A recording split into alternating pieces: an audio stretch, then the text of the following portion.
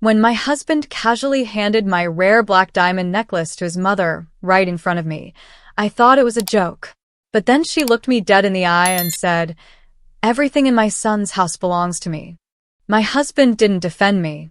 Instead, he shrugged and said, "Come on, it's just a worthless trinket. Let her have it."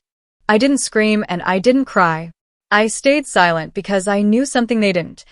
That worthless necklace was custom-made, fully insured, and worth more than their entire family business. What my mother-in-law thought was a piece of cheap costume jewelry was about to cost her everything. Before we dive into how I turned the tables on them, follow my story until the end and comment the city you're watching from so I can see how far my story has reached. My name is Clara. I'm 27 years old, and if there's one thing I've learned in my life, it's that respect isn't given, it's earned. Last year, after pulling 80-hour workweeks and closing the biggest corporate deal of my career, I decided to treat myself. I didn't buy a flashy car or designer bags. Instead, I commissioned a custom, rare black diamond necklace. It was elegant, heavy, and uniquely engraved with a serial code registered solely to my name. It was my trophy, a physical reminder of my hard work and independence. That was until last Tuesday, when I walked into my own bedroom and found my mother-in-law, Evelyn, standing in front of my vanity. She was casually sifting through my private jewelry box like she was shopping at a retail store, with my husband, Mark, leaning against the doorframe watching her with an amused smile. Before I could even process the sight, Evelyn picked up my black diamond necklace, holding it up against her dress in the mirror. "Oh, Mark, look at this," she purred, her eyes glinting with unearned entitlement. "This will look magnificent with my gown for the gala tonight." I stepped forward, taking a deep breath to keep my voice steady. "Evelyn, please put that down. That's my personal property, and I bought it myself." Evelyn didn't even turn around.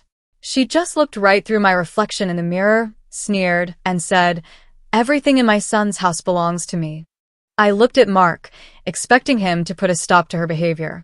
Instead, he just shrugged, waved a hand dismissively, and said, "Come on, Clara, don't make a scene over a worthless trinket.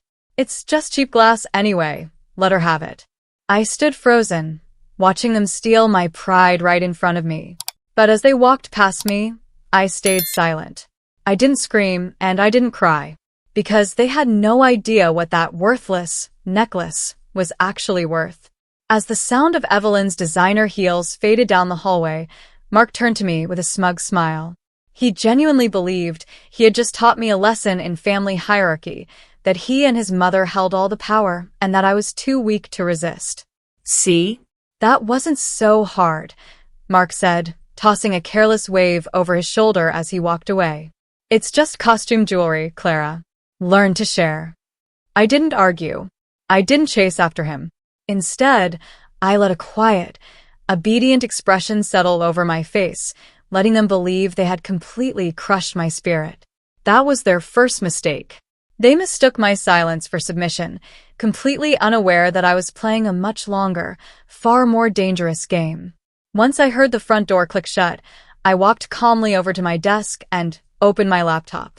I logged directly into my secure, private cloud vault, a space Mark didn't even know existed. With a few quick taps, I pulled up the digitized folder for the necklace, the high-value appraisal document from an accredited jeweler, the certificate of authenticity, the receipt showing payment from my personal bank account, and the comprehensive insurance policy. That worthless glass trinket was an untreated, 4-carat natural black diamond surrounded by a halo of platinum. It was valued at $45,000, and hidden inside the custom setting was a microscopic serial code permanently registered under my legal name. Evelyn thought she was stepping out in a stolen piece of cheap plastic. She had no idea she was walking right into a felony.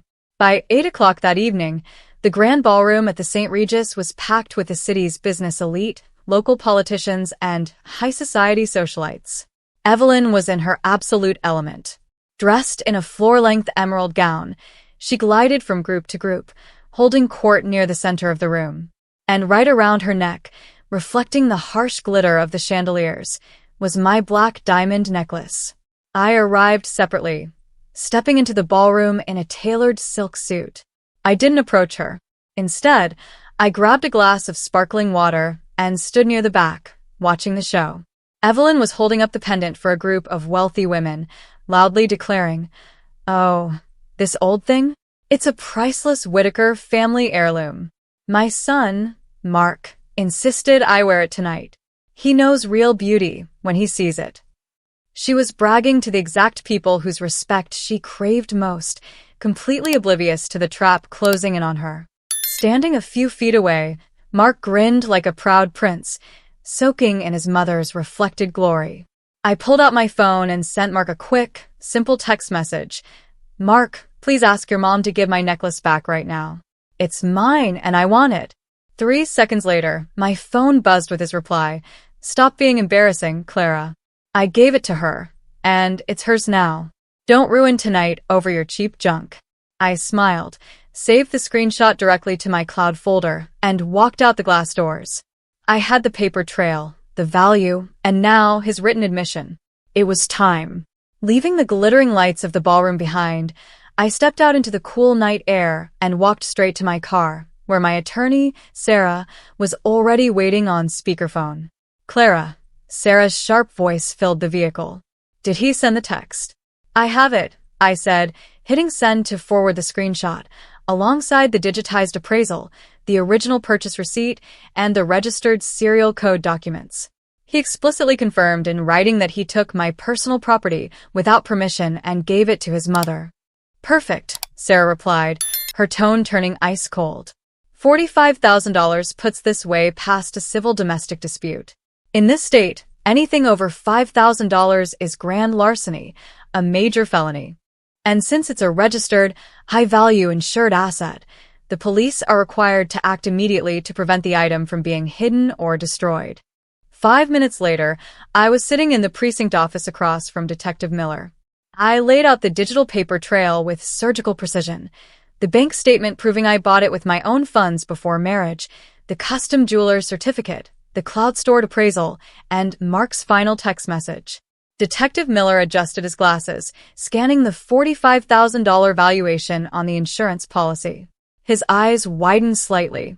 "You're telling me she's wearing a stolen $45,000 piece of jewelry in front of hundreds of people at the St. Regis right now?" "Yes," I said calmly. "And I would like my stolen property recovered immediately." Detective Miller stood up, grabbing his coat and radio. "Miss Clara, follow us.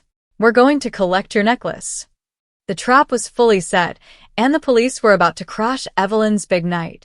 When I walked back into the St. Regis ballroom alongside Detective Miller and 2 uniformed officers, the party was in full swing. Evelyn was standing right under the central chandelier, holding court at a table surrounded by prominent city leaders, local journalists, and wealthy socialites. She was laughingly gesturing with a champagne flute, ensuring everyone was looking at the black diamond sparkling against her green gown. Mark stood beside her, beaming with unearned pride. But that pride vanished instantly when he saw me enter with law enforcement. The room fell into an eerie hush as the officers made a direct line for Evelyn's table. "Ma'am," Detective Miller said, his voice echoing clearly across the silent ballroom. "We have a report of a high-value stolen asset. You are currently wearing a custom $45,000 black diamond necklace registered to Miss Clara." Evelyn's face flushed bright red as the elite crowd gasped. "What?" "This is absurd. This is a family heirloom. My son gave this to me." "Your son does not own this item, ma'am," Detective Miller replied calmly, pulling out his tablet to display the official ownership registry and serial number.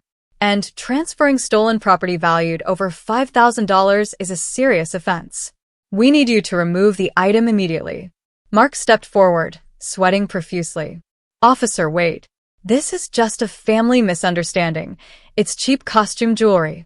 It is a registered, certified $45,000 gem, sir," the officer countered, "and your text messages explicitly admit to taking it without permission." Panic erupted in Evelyn's eyes as whispers rippled through the room like wildfire. Cameras flashed from the back as socialites pulled out their phones. Shaking violently, Evelyn unclasped the necklace with trembling fingers and handed it over to Detective Miller, completely ruined and publicly humiliated in front of the entire city.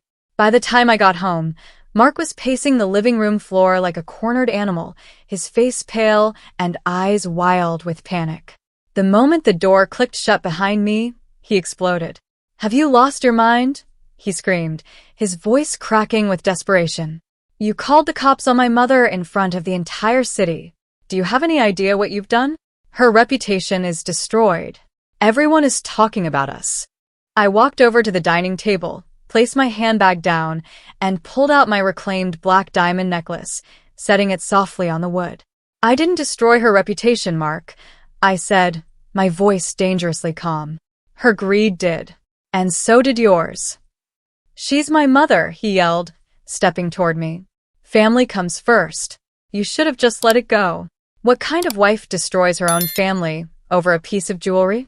The kind of wife who buys her own things, works for her own money, and refuses to be robbed by people who treat her like trash, I replied, pulling a thick manila folder out of my bag and sliding it across the table.